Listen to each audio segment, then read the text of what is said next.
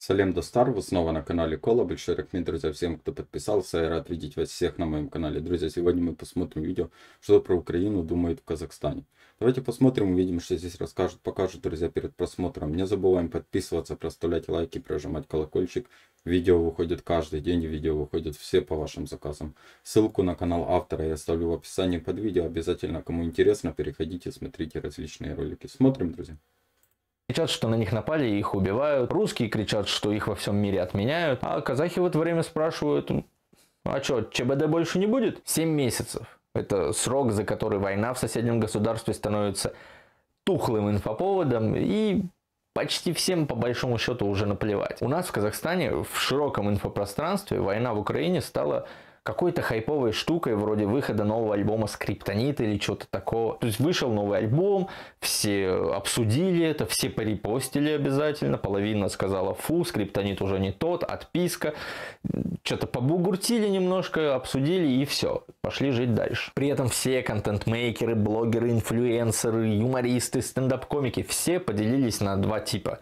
Первый тип выбрал чью-то сторону, российскую или украинскую, и непрерывно 7 месяцев только об этом и говорит. Вот поддерживает свою сторону и льет. А второй тип контент-мейкеров полностью игнорирует Украину, как будто вообще ничего, вообще нет, Украины не существует, обходим эту тему. Чувствуется какая-то неловкость, потому что они такие клевые, рок-н-ролльные, могут себе позволить шутить на любые темы, но на эту тему они даже говорить не имеют права. Ну, как будто такое. Я не то чтобы осуждаю их, мне в целом в каком-то смысле это даже нравится, потому что когда я смотрю шоу юмористические, которые сейчас выходят и вообще игнорируют Украину, у меня складывается ощущение, как будто у меня с ними какой-то внегласный договор. Типа они не упоминают Украину, чтобы я никак к ним не относился, и я могу спокойно позволить себе кекать с их шуток на отвлеченные темы. Они могут себе спокойно позволить шутить на любые темы, не упоминая Украину. Меня просто очень сильно удивляет, как одна тема, конфликт в Украине,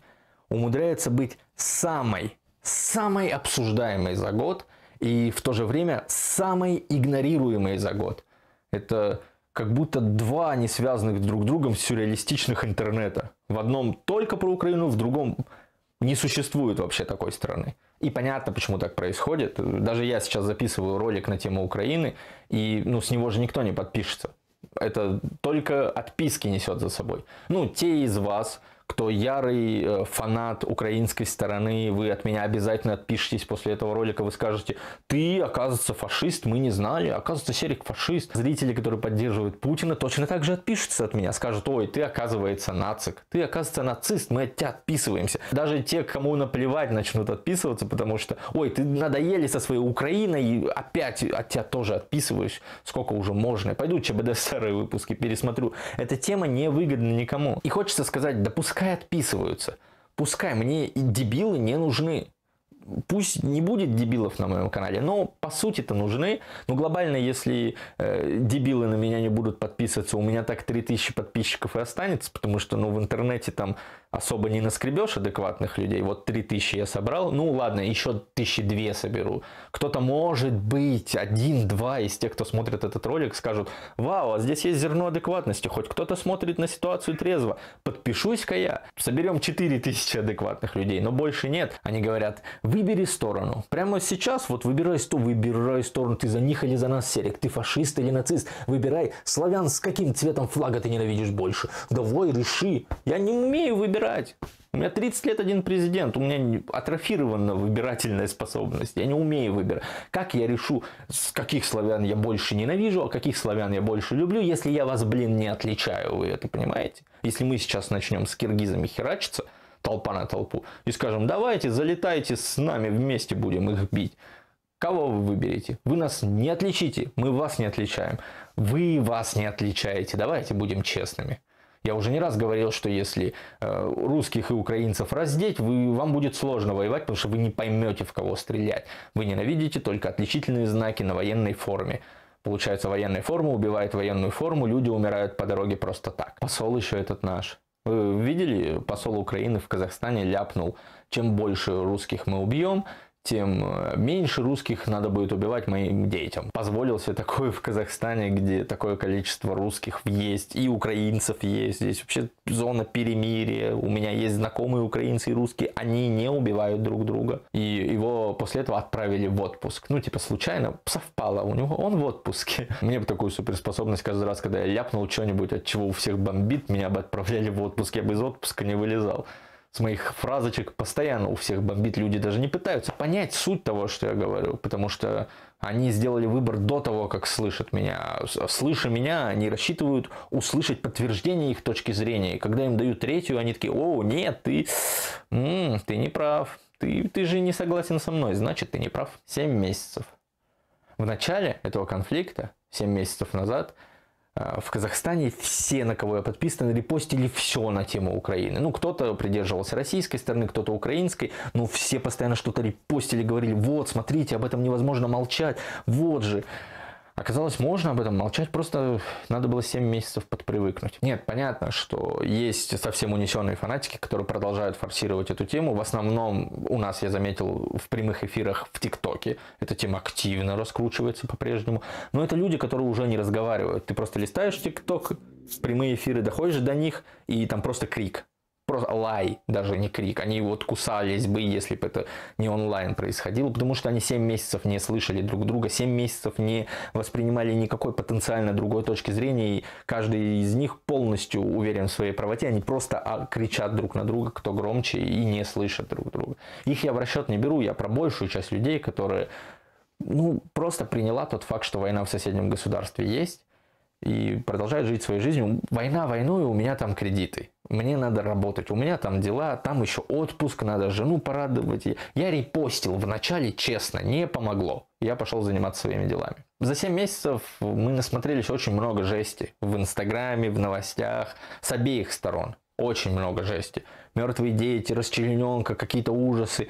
И каждая новая жесть была более жесткая, чем предыдущая. Она нас шокировала, мы репостили все это и жили этим, дышали этим, плакали, отправляли миллионы на гуманитарку и той, и этой стороне.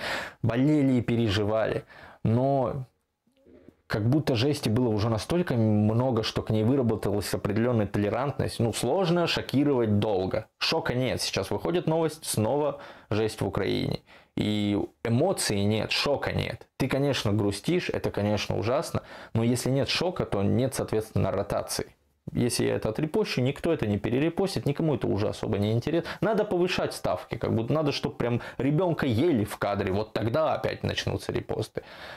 Чтобы казахи начали репостить чью-то смерть, это должна быть минимум королева, как выяснилось, да? Вы видели, что происходило? Я в шоке. Мне кажется, корги так не грустили, как казахи. Украинские блогеры еще в какой-то момент, помните, месяца через 3-4 начала войны полностью перешли на мову. Вот все, на кого я подписан в Инстаграме, треть моего Инстаграма, оказывается, были украинцы, они перешли на мову, и я перестал их понимать полностью. Кто-то говорит, что если ты знаешь русский, значит, ты понимаешь мову. Нет. У меня нет, я не знаю, я вот не понимаю. Я слушаю, я кроме слова хуйло не понимаю ничего. Вот так.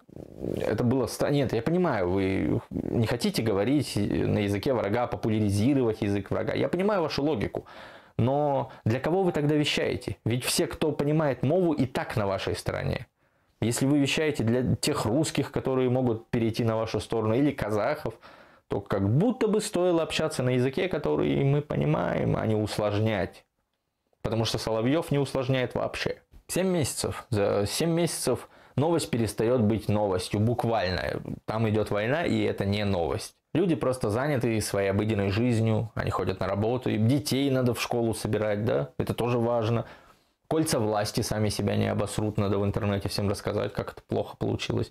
И в целом, все чаще я слышу в каком-то бытовом разговоре: ой, что-то я перестал следить там за Украиной, а что там вообще, кстати, есть какие-то новости, что-то новое произошло? То есть статус войны, присвоенной Украине, стал уже бытовым. Украина уже равно война. Как Афганистан когда-то был синонимом войны, Украина теперь просто стала синонимом войны, и при упоминании этого слова у каждого человека на подкорке какие-то военные кадры жести возникать начали. Теперь раньше сало было, борщ, чуб, шаровары, теперь Украина, это война, кровь, тела убитых и ужасы. Я думаю, это не только у нас так.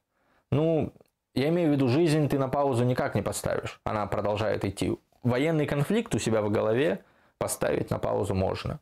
Подвесить его можно, а жизнь свою не поставишь. И поэтому, ну, даже украинские блогеры, которых я смотрю и вообще не понимаю, наверное, надо от них отписаться. Я мову вряд ли выучу, они вряд ли когда-то к русскому вернутся. Я не знаю, что на них подписан до сих пор. Но так или иначе, даже они татуировочки набивают, там куда-то ходят в какие-то клубы, бары, у них мероприятия разные происходят. Ну, то есть ты смотришь, в целом люди живут какой-то жизнью. Жизнь идет дальше. Это теперь просто еще одна глобальная проблема, очередная, которую человечество положило на дальнюю полку, потому что мы пока не знаем, что с этим делать. Пусть вот там полежит, мы пока займемся другими делами. Я когда был маленький, мне казалось, что взрослые, они умные, рациональные люди, и глобальные проблемы они как-то решат, всегда найдут консенсус и как-то разрулят. Поэтому было как-то спокойно. Есть взрослые, они договорятся, решат, справятся. Но сейчас мы те самые взрослые, и я понимаю, что ни хрена. У человечества нет шансов. Мы понимаем, что это война, это пиздец, но мы такие не пиздцовее, чем другие пиздецы. У нас на антресоле таких пиздецов прям пиздец как много. Положим к тем пиздецам, пусть все пиздецы лежат в одном месте, закроем, чтоб не напоминало, глаза не мозолило, пойдем заниматься какими-то другими делами. Раз в пару месяцев у кого-то будем спрашивать, а что там, кстати, с Украиной? Решилось или нет? Я не к тому, что Казахстан должен вмешаться, это предъява не к казахскому народу или Казахстану, не к русским и не к украинцам, это предъява к нам, как к человечеству. Мы, как вид, такие... Да, ладно, 14-й iPhone. А этот ролик я советую... Друзья, правду он говорит, вот правду говорит. Все забывается, и много сейчас казахов перешло, не поддерживают Украину из-за того, что Палестина и Израиль воюют. И наша власть сказала совсем другое, что Казахстану хотелось услышать. И полностью с ним сейчас согласен, вот что переходит оно все в ту сторону, мы отлаживаемся в какую-то полочку. Ну, идет война в Украине, идет. Ну, и все, как обычно, там, может, зайду раз, посмотрю, что там новости, сводки какие-то. Друзья, ничего не заканчивается, и все больше и больше развивается, и не надо забывать, потому что вашу руку помощи мы никогда не забудем, друзья. И дай бог, чтобы Украина выстояла, потому что много кто уже не верит в то, что Украина выстоит, и много начинают отворачиваться от Украины, и это печально. Ты наблюдаешь за этим всем, друзья. Но надо не забывать, что мы воюем не только за себя, мы воюем за весь цивилизованный мир, но только мало кто это понимает. Если кто-то не может определиться стороной, кого защищать, ну, извините меня, если элементарного не понять, что в твой дом приходят с оружием, что ты будешь брать? Да ты возьмешь, что у тебя будет, и нож возьмешь, и будешь защищать свой дом. Это правда, это, друзья, правда. Полностью согласен, что оно все отходит от такие мы люди, вот. Забывается у нас оно все, забывается, и начинаем жить и понимать, что жизнь идет, не в нас война, пускай разбирается.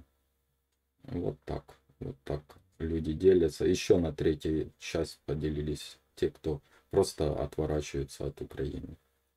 И много, друзья, таких. Обязательно в комментариях напишите свое мнение, что вы думаете, друзья, по этому поводу. Не забываем подписываться, проставлять лайки, прожимать колокольчик. Видео выходит каждый день, и видео выходят все по вашим заказам. Ссылку на канал автора я оставлю в описании под видео. Обязательно переходите, смотрите различные ролики. Алга Казахстан, слава Украине, берегите себя, до встречи, друзья.